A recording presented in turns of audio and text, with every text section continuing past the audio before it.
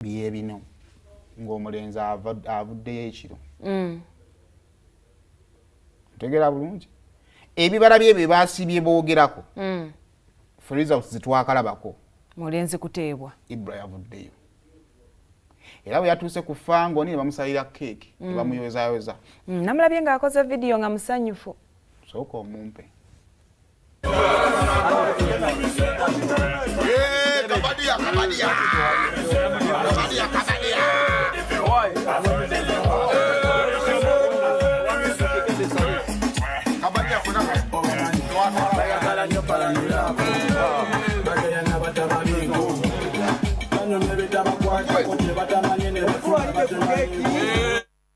Akati omuntu alina ebibuzo byagenda okwebuuza.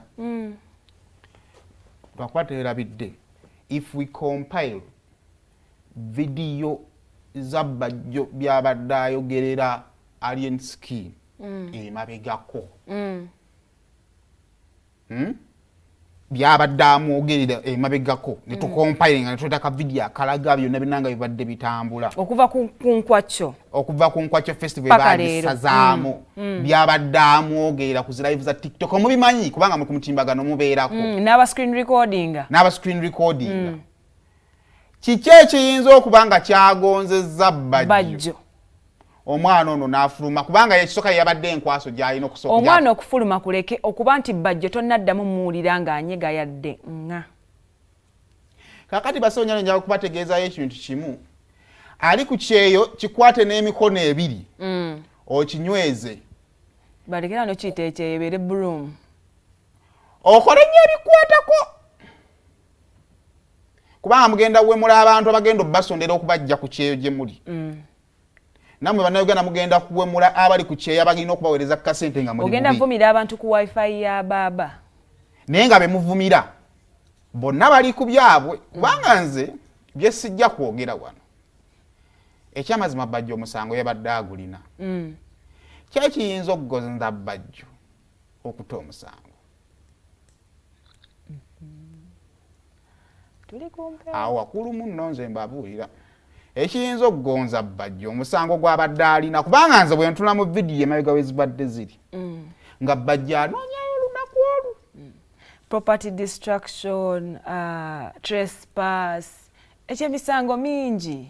nga ku Bajjo obusungu babadde ayogeza emabegako ng'anoonyayo olunaku olu lwali mukwata amulabeko ng'alinga bazadde baffe akulinda just okolaka kati ate amufunye nagenzo uli ono mwana mutabani wa Kiweewa andi katukkirizganyiza ntwereke andi fena tuli mu industry yemu kuva ddi Bajjo nga dinga making up peace like that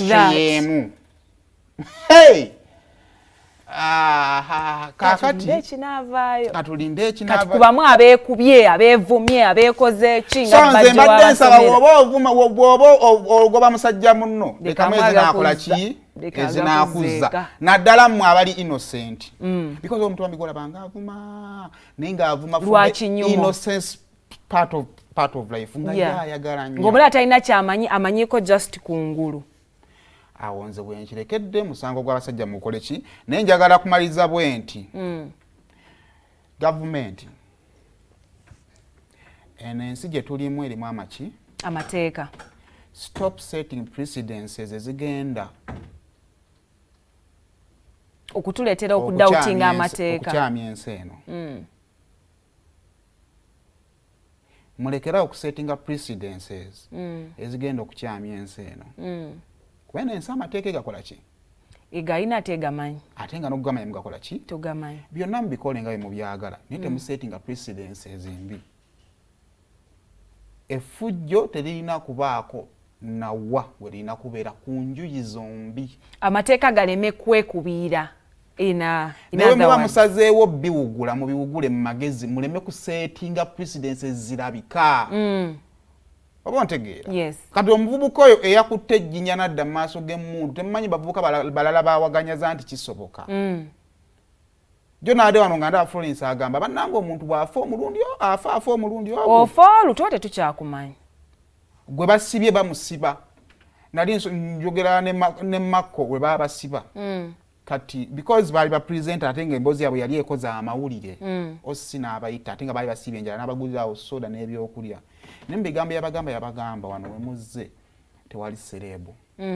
abasajja abo bemuli nabo abambali ku misango gino abali ku misango gino wona amunyiza asobola okukunyiga bwakunyiga kitusobola omukola kwongera kumusibira awo waali ajja tuga abalala oba ntegeera kati okufa saagala mu kugeraageranya na kintu kyonna so tuze njala okusaba gavumenti wakati mu byonna betuzanya byonna betukola kyensaba kiri ekintu kimu tetusetinga precedences zitali nnungi mu maaso g'abatulaba kubanga eno ensi ekyatambula sife tugenda okusemba ogibeerako bona abalala bajja okujja ogibeerako omanyi problemu y'obulamu eno waliwo abantu abalowooza nti bye baasuka ku eno ensi era bagenda ogisembako awo nvuddewo kaakati Haji Bashir kazibu pozi yaliko mukama wo kojja